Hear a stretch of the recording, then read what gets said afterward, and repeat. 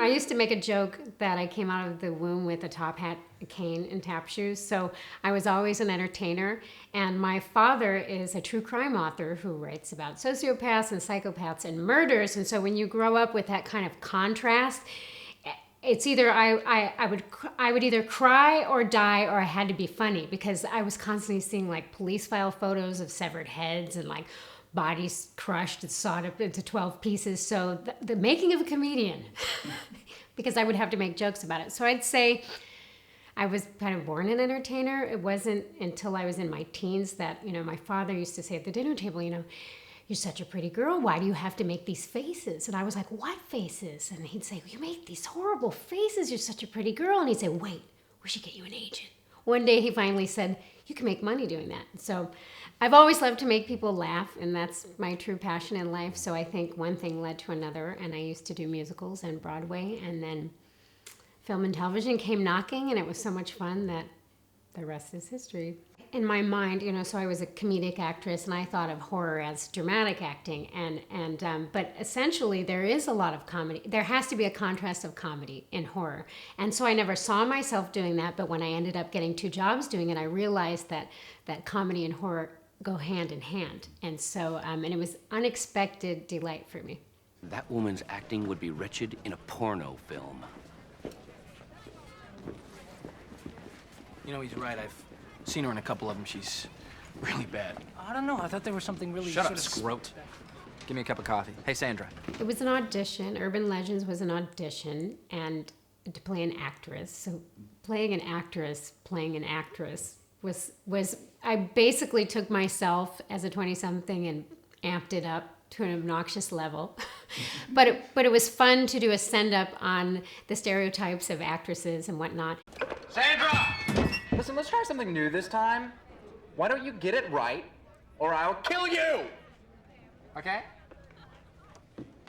That role of Sandra in Urban Legends Final Cut was fun. It was all about fun and having a good time, and John Ottman, the director, allowed for a lot of creative freedom to be spontaneous and goofy. And my favorite scene in Urban Legends The Final Cut was the shower scene of making the film of the film that Jennifer Morrison's character was creating. And it was almost like an I Love Lucy sketch.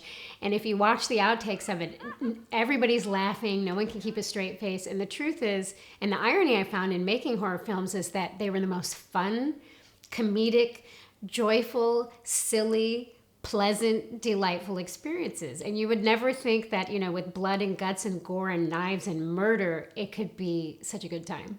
It's an urban legend. You mean like that girl who eats a burrito with a pregnant roach and all the eggs hatch inside of her nose?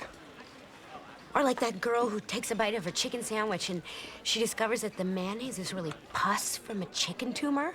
And then there's that guy who has this nasty case of crabs and he goes to unzip his fly and there's a whole...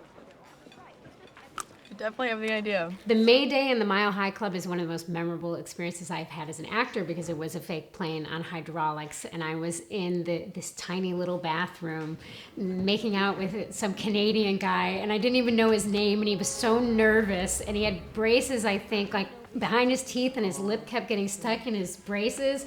And then he hadn't put deodorant on because he didn't want to sweat through his shirt, and he was worried he stunk, so he was trying to make out with me with his arms next to his side. And it was, those are the things behind the scenes that nobody knows about. And I'll never forget having my legs up in that bathroom, and the camera underneath. That was one of my first experiences of like making out on film with another actor. But it was such a surreal experience to fit ourselves into this tiny space. I think that it was kind of like Airplane, like the comedy Airplane. Like you said, it was an homage to several films and to the genre itself. I just feel honored to have been a part of something that was, I'd say campy, but it's more than that. It's a love letter to the genre in a way. Working with John Ottman was really special because he's a composer. And so he approached directing differently than most directors, and he saw the film as a symphony, and each player as an instrumentalist, and each actor as a sound. And so he really allowed everyone to bring their own rhythm and tone and timbre, and he really trusted the way each separate part came together to create a picture. So he really supported all the actors and all the creative talent and the crew, everyone in stepping into their optimal talent and skill, and that trust, that freedom he allowed us as actors. Anson Mount, Eva Mendes, Anthony Anderson, I mean, gosh, Jennifer Morrison, Matt Davis, Loretta Devine. Some of my favorite memories are with Loretta and just watching her work and her comedic skills. I mean, he really allowed, because it wasn't his previous experience, there was actually a strength in that because he didn't have a preconceived notion or a set bounds that we had to stay within. It allowed for a certain spontaneity and freedom for each of us to really express our own, I'd say, uniqueness, which brought a lot of colorful texture and joy to the film.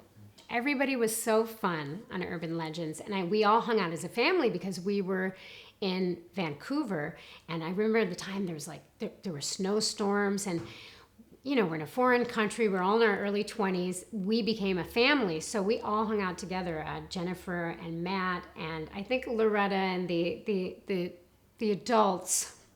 They kind of had their own group, but Eva and we spent time in each other's hotel rooms, and we bonded and we went shopping together, and I would say the whole cast was really very close, and it was like a party, really. We had a good time, and we laughed, and we went shopping together, and we had cocktails and all the things you do on locations, and we went dancing, and there was a really special familial bond between the cast, and we were all very young, so it was like a celebration. I mean, we had a good time all the time.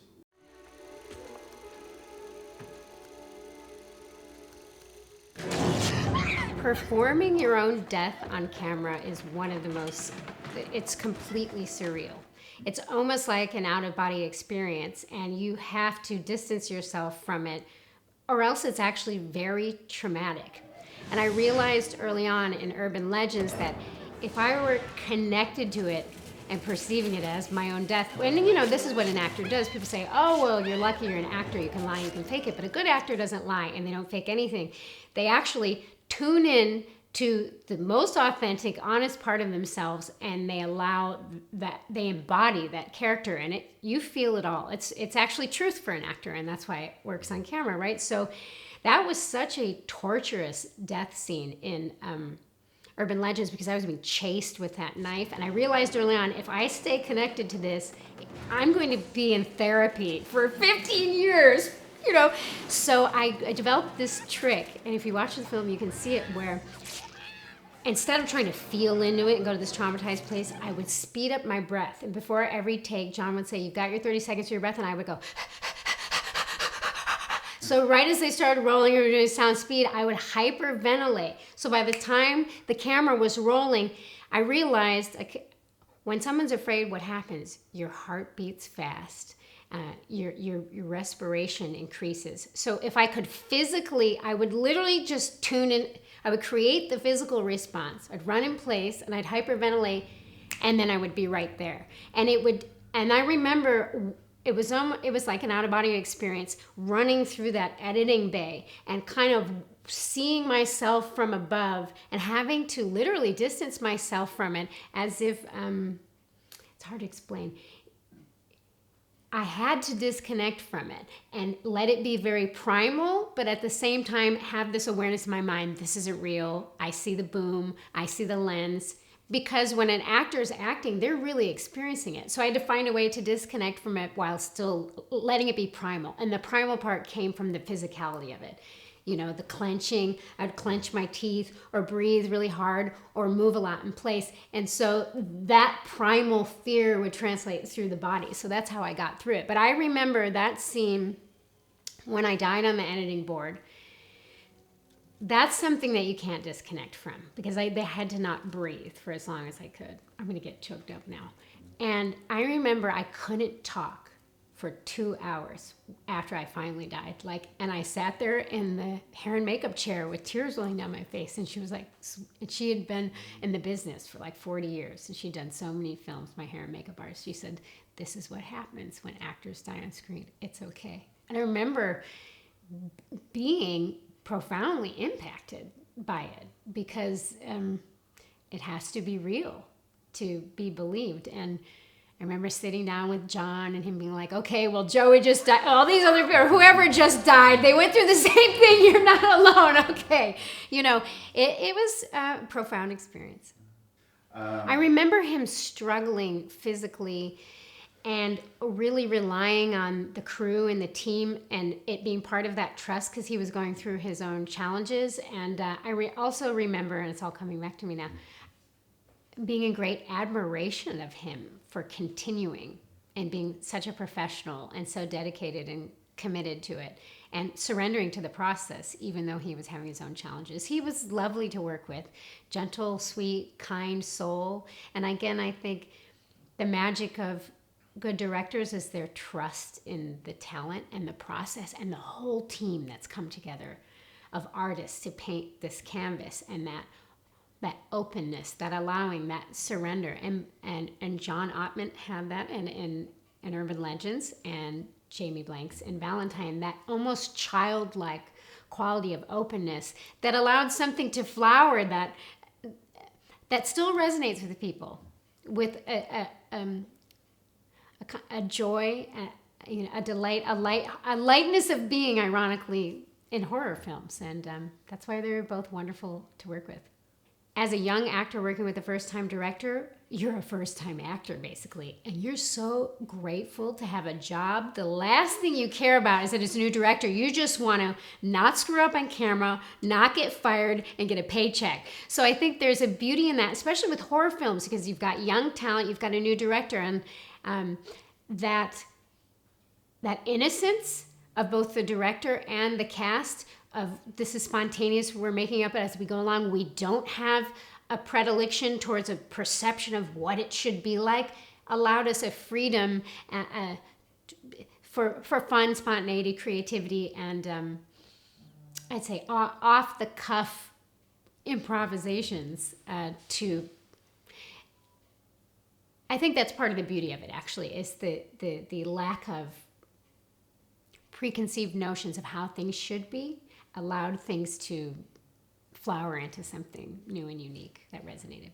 So the first time I saw Urban Legends Final Cut on screen, I was really proud because that was my first film, and Urban Legends taught me how to hold myself on camera, how to find the light, how to find my window. I learned, that was my boot camp as an actor, and that very special cast, we were all learning together for the first time, and it was kind of a coming of age for the cast and a coming of age for John Ottman, his first directing gig, and it was magical sitting in that theater because it was my first film, and to see the beauty of how many hundreds of people have to join together and work together, even in the bitter freezing cold in Canada and 20 below and night shoots and people are sick and somebody's getting a divorce and somebody's dog died, all these things are happening and the show goes on, and how all these seemingly disparate parts unite together to create a whole. And that was truly sitting in that red velvet seat for the first time seeing Urban Legends was my first experience of movie magic, of seeing what's possible when a group of people come together with passion and joy and share their talents. And I was very proud of it. And it was goofy and it was campy. And, I didn't think I was doing like Schindler's List. I knew it was Urban Legends Final Cut. And that was the joy of it, is that there is a liberating effect to know that you're in a film that's just meant to entertain. It's meant to be campy, it's meant to be scary, it's meant to be goofy, it's meant to have like some inconsistencies. That's the beauty of horror. I mean, that's the beauty of the genre. And I think in making a horror film, I really learned to respect the genre. The first Urban Legend was such a unique setup. It was a new map for the horror film genre. And it broke a lot of preconceived notions of what a horror film is supposed to be. It brought an element of fun and irreverence and mystery and kind of this colorful, I'd say joy, though. The only word I can think of is joy. It brought a delight into the horror film genre that I believe changed the genre. So it was amazing to be in an audience and watch the first film, and then to end up in the second one was such a gift. As I look back, I realize I was part of that heyday of that 90s. Yeah, I was part of that it crowd. I don't think I was conscientious of it at the time. I was just working and happy to be working and happy to be getting paid. And I did feel like I lived a charmed life because the jobs would roll in and I would have a great time. And now that I look back at it, so many of these films have cult followings, and I was just doing my job. And it's such a thrill and a joy to be part of a time period that people have so many fond memories of. And there are viewing parties for Valentine. And to this day, Urban Legends or Legally Blonde, where they have theme nights around it. I mean, and it reminds people of being young and growing up. And it's almost like the 16 Candles and, it's the Ferris Bueller. These are the films. And so it's a pure delight to have been a part of that. And also, here's the irony. Those are some of my favorite films too. And I just happen to be in them. I say, I love it too. It's hard to watch yourself on screen. You get used to it, but it's such a delight to be part of something that still brings people so much joy. And I love the films too, so.